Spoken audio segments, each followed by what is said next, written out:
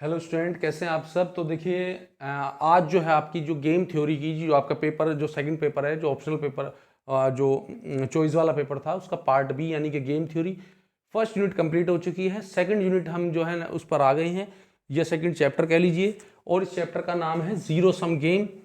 तो ज़ीरो सम गेम को अब हम करते हैं। तो इसमें कुछ डेफिनेशंस हैं वो आपको समझनी होगी, जैसे यूनिट वन में थी। कुछ डेफिनेशन यूनिट वन से मैच करती हैं, तो वो क्या है आप हम छोड़ देंगे उन्हें।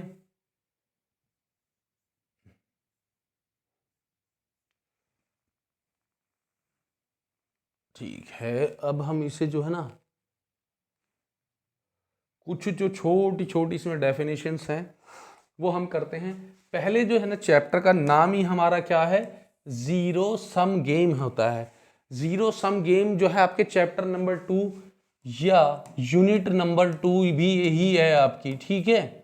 यूनिट 2 और जो आपका चैप्टर 2 है, इसमें देखिए जीरो सम गेम क्या होते हैं। Consider a game where there is an competitor and competitor I has an I course of action. यानी कि ऐसा गेम जिसमें एन लोग शामिल हैं और उसमें जो आई नंबर का जो प्लेयर है वो an I course of action करता है वो सॉरी अवेलेबल है उसके लिए, ठीक। Then total number of possible outcome to play of the game will be n one n, ठीक है। तो पॉसिबल गेम कितने होंगे उसके लिए, n1 होंगे, n2 और n से n तक। Let a particular outcome theta result in a payment. मान लो उसका जो पर्टिकुलर आउटकम क्या हुआ, थीटा पेमेंट में आया, तो उसे P I theta is competitor I, then game is called a zero sum game. If for every possible outcome theta we have, हमारे पास क्या होगा आई से n तक, और P I theta is equal to 0। In other words, a game is said to be zero sum game if the sum of payment to all competitors after play of the game is restricted to be the zero, ठीक है। यानी कि zero sum game होता है, a game is said to be zero sum game if the sum of payment to all competitors after play of game is restricted to be zero, ठीक है। कुछ भी ऐसा गेम खेल रहे हैं, मान लीजिए जैसे लोग अपने घर घर से 100 रुपये लाए और देखो पैसा मतलब जीरो रहेगा लास्ट में, लेकिन एक आदमी जीत जाएगा। तो देखिए 2%, अब इसमें एक डेफिनेशन आती है, इंपॉर्टेंट डेफिनेशन है जो मैं आपको पढ़ाऊंगा। ये 2% जीरो सम, और इसे बोलते हैं रेक्टेंगुलर गेम्स। 2% होने चाहिए और जीरो सम होना चाहिए। इन game with only 2 players in which the gains of one player are the losses of the another player। दो लोग खेल रहे हैं, सपोज कीजिए जुआ खेल रहे हैं, तो एक आदमी अगर 500 रुपये हारता है तो पक्की बात है कि दूसरा आदमी आपके 500 रुपये जीत जाएगा। यानी कि जिस किसी का प्रॉफिट किसी का नुकसान कहलाएगा। Is called 2% zero sum game. यानी कि जो आप जुआ खेलते हैं, जो सट्टा खेलते हैं, आप जुआ ले लीजिए, जैसे कि आप ताश के पत्ते खेल रहे हैं, दो आदमी बैठ कर कि ठीक है मैं 500 रुपये की बाजी लगा रहा हूँ, या 4 लोग खेल रहे हैं तो चारों का जो सम है वो जीरो माना है, उसे जीरो सम गेम कहते हैं। कि कुछ लोग जीत गए कुछ हार गए। जैसे मान लीजिए मैं आपको बता देता हूँ जीरो सम गेम की डेफिनेशन अगर आपको क्लियर करनी हो, कि भाई हर आदमी ने 100 रुपये लगाए, 4 लोगों ने 100 रुपये लगाए, उसमें से क्या करा, एक आदमी ने 300 रुपये जीत लिए, एक ने भैया 100 रुपये जीत लिए, और बाकी दो जो है जीरो जीरो, मतलब कोई कुछ नहीं जीते। जब वो नहीं जीते तो यानी कि वो दोनों 100 रुपये के लॉस में चले गए। तो जब अब हम इन्हें जोड़ेंगे तो क्या देखेंगे कि भाई 300 और 100 ये जीते, और ये लोग क्या जीते, जीरो जीरो, यानी सम आ गया 400। और रुपए पहले लगाए थे कि इन्होंने कितने 100 रुपये लगाए थे इसमें सम में, ठीक।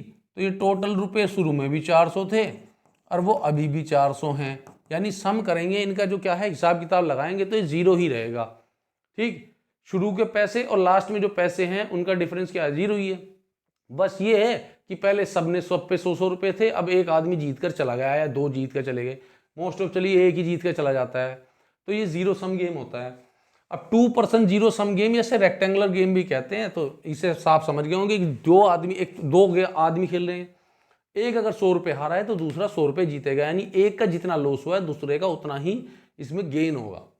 ठीक है, in other words the two player game in which the algebraic sum of gains of the both the player is zero are called the two person zero sum game. यानी कि इसमें दोनों का जो गेम जो है गेन जो है, मान लीजिए पहले आदमी का गेन 100 रुपये हुआ लेकिन दूसरे का गेन जो है -100 हुआ, यानी कि उसका तो लॉस हुआ है। दोनों का जो सम करेंगे तो क्या आ जाएगा भाई, जीरो आ जाएगा। तो इसे क्या बोलते हैं, zero sum game. Zero sum games are also called rectangular games because these are the usually represented by pay off matrix in the rectangular form. हम इन्हें पे ऑफ मैट्रिक्स, यानी कि आपने अभी यूनिट नंबर 1 में जो न्यूमेरिकल करे थे उसमें पे ऑफ मैट्रिक्स था, पे ऑफ मैट्रिक्स के फॉर्म में हमने बनाए थे। वो नैश इक्विलिब्रियम के क्वेश्चन थे, यहां पर थोड़े से अलग होंगे। अब पे ऑफ मैट्रिक्स को कैसे बनाया जाता है, ये क्वेश्चन आपसे काफी आ जाता है कि भाई हमें बता दो कि पे ऑफ मैट्रिक्स आपका कैसे होएगा। ठीक, तो अब हम करते हैं पे off matrix. Okay,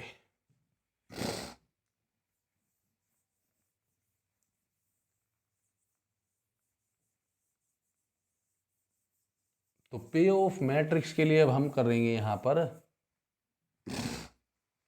in a two person sum zero sum game the resulting gain can easily be represented in the form of matrix. उन्हें आसानी के साथ हम मैट्रिक्स की फॉर्म में प्रेजेंट करते थे। Called the pay off matrix और गेन मैट्रिक्स, इसे पे ऑफ मैट्रिक्स या गेन मैट्रिक्स कहते हैं। Thus, pay of matrix is table which shows how payments should be made at the end of play or game। हालांकि ये क्या है, पे ऑफ मैट्रिक्स क्या दिखाता है कि उनका जो गेन है वो कैसे दिखाया जाएगा या payment. Let me consider a game with only two players, दो प्लेयर हैं और वो क्या है, कंपटीटर हैं। A and B in which player A has M course of action. A के पास एम कोर्स ऑफ एक्शन है और बी के पास एन कोर्स ऑफ एक्शन है। The game can be described by means of pair of matrix such that, यानी कि matrix से कैसे करेंगे। First, row designation for each matrix are the course of action available to A. ठीक है, रो designation किसके लिए होगा, ए के लिए। Second, column designation for each matrix are the course of action available to B. ठीक, ये पूरी थ्योरी है। ये अभी हाफ हुआ है कि पे ऑफ मैट्रिक्स मैंने अभी बताया है कि भाई बहुत इंपॉर्टेंट आपका ये जो है, इसके बारे में डिटेल में लिखने के लिए आ जाता है। तो वही है अभी यहां पर कह रहा है कि मैट्रिक्स कैसे बनाते हैं। तो उस रूल को देखिए,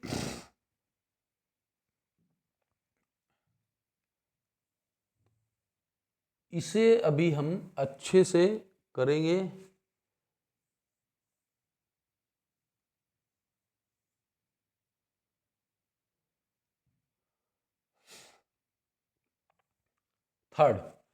थर्ड इसमें क्या आ गया, the cell entries are the payment to A for the one matrix and B for the other matrix.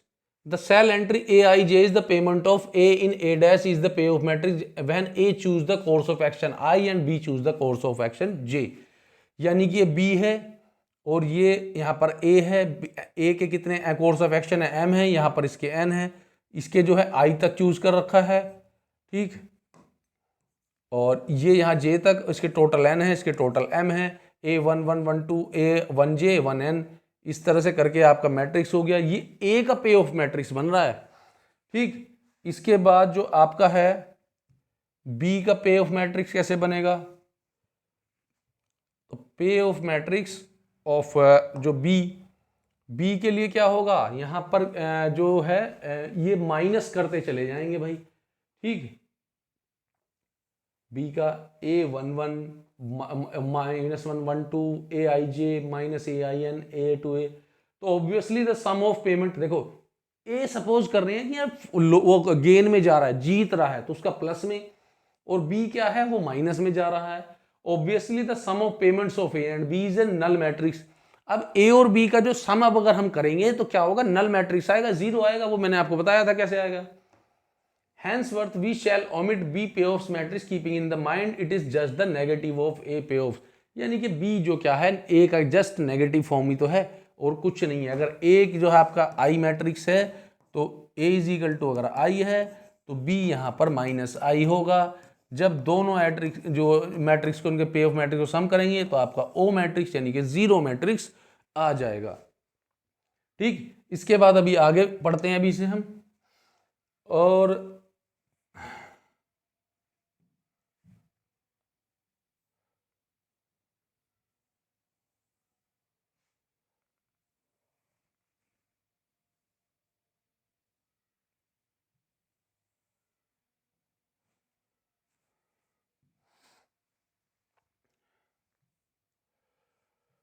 जैसे कि हमारा यहां पर देखते हैं,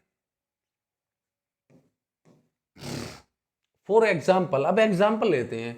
suppose A and B play game, A और बी एक गेम खेलते हैं कॉल्ड टू फिंगर मोरा। इस गेम को क्या कह रहे हैं? टू फिंगर मोरा। Both simultaneously show either one और टू फिंगर, कि बोथ से दोनों एक, या तो एक फिंगर दिखाएगा या दो फिंगर दिखाएगा। If the number of fingers of one coincide with the number of fingers of the other, then player A win and gets 100 from B. यानी कि अगर जो उसकी उंगली ज्यादा हुई, जिसकी उंगली ज्यादा हुई वो जो है ना 100 रुपये जीत जाएगा बी से। If the number of finger of the two player do not coincide then B wins. अगर कोइंसाइड नहीं कर रही है तो बी जीत जाएगा।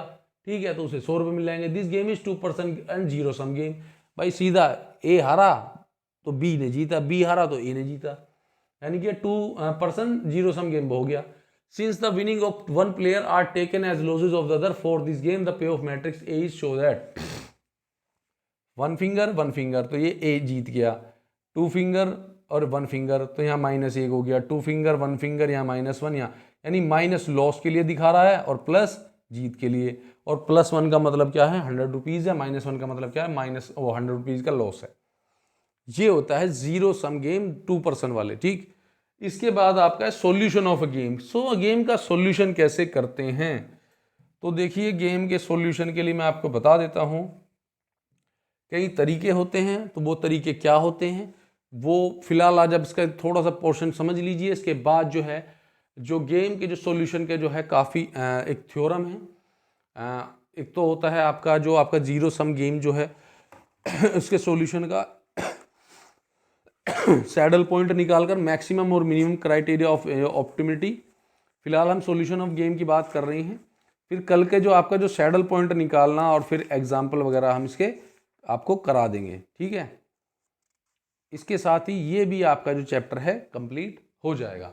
तो फिलहाल अब हम बात करते हैं सॉल्यूशन ऑफ ए गेम, कि एक गेम का सॉल्यूशन कैसे होगा। By solving a game we mean to find the best strategy for the both players and the value of the game. हम अगर जो है सॉल्यूशन गेम का बनाना है कि उसका मतलब क्या होता है कि दोनों जो प्लेयर हैं उनके लिए बेस्ट स्ट्रेटेजी हम जो लगाएं, उसका जो हम पता करना है कि दोनों का जो है ना बेस्ट स्ट्रेटेजी दोनों प्लेयर के लिए हो, और वैल्यू ऑफ गेम यानी गेम की वैल्यू बहुत अच्छी हो, यानी कि कोई चीटिंग वगैरह उसमें ना हो रही हो और देखने वाले को या खेलने वाले को मजा आ रहा हो। ठीक है, the value of the game is the maximum guaranteed gain to player A maximize player. यानी वैल्यू ऑफ द गेम क्या है? सबसे ज्यादा जो आपको मिल रहा है कि सबसे ज्यादा पैसा प्लेयर ए को मिल जाए, maximize player. Both the player use the best strategies, it is generally denoted by V and is unique. If the value of a game is 0 then it is called the fair game. अगर value है zero की, zero value है game की, तो उसे fair game कहा जाता है। In a game theory, the best strategy for each player determined on the basis of maximum and minimax criteria of optimity। ठीक है, ये आपकी जो लाइन है बहुत अच्छी है। In a game theory best strategy for each player determined on the basis of maximum and minimax criteria of ऑप्टिमिलिटी।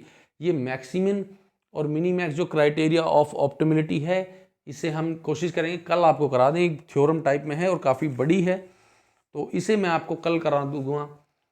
मेरे हिसाब से आपको बस कल एक दिन इसमें थ्योरम में लगेगा, और फिर लास्ट के जो तीसरी आपकी जो वीडियो में है उसमें क्या करेंगे हम, आपके सारे जो न्यूमेरिकल है 2-3 न्यूमेरिकल हो जाएंगे जो आपके न्यूमेरिकल टाइप के क्वेश्चन है, और इसके साथ ही आपकी यूनिट 2 3 लेक्चर में कंप्लीट हो जाएगी। आपने जो यूनिट 1 है 5 लेक्चर में कंप्लीट हुई, यूनिट 2 आपके 3 लेक्चर में कंप्लीट हो जाएगी, और मैंने आपको 15-16 लेक्चर बोला ही था कि ये जो आपका गेम थ्योरी कंप्लीट हो जाएगी। अब मैं कोशिश करूँगा कि डेली 2-2 वीडियो आपको बनाकर अवेलेबल कराऊँ।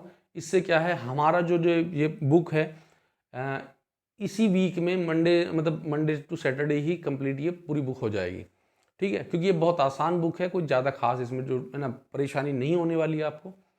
बस थोड़ा सा आपको समझना है। अगर आपके एमसीक्यू वाले जो क्वेश्चन हैं तो उसमें थोड़ी सी आप जो है ना मैं पढ़ा रहा हूँ वो एमसीक्यू के लिए बेस्ट है, ठीक। तो फिलहाल देखिए आज के लिए इतना ही है और उम्मीद करता हूँ कि आपको ये क्लास अच्छी लगी होगी। तो आप जो है अपनी तैयारी अच्छे से करते रहिएगा। हमारी जो है 3rd बुक ये चल रही है और ये भी बस हम कोशिश करेंगे इसी वीक में कंप्लीट कर दें। और जो आपकी जो लास्ट बुक है यानी नंबर थ्योरी, उसे भी मैं कोशिश करूंगा कि आपको ऐसे ही 7 से 8 दिन में बुक कंप्लीट करा दी जाए, ठीक है। तो चलते हैं, आपको जो है बेस्ट विशेज़।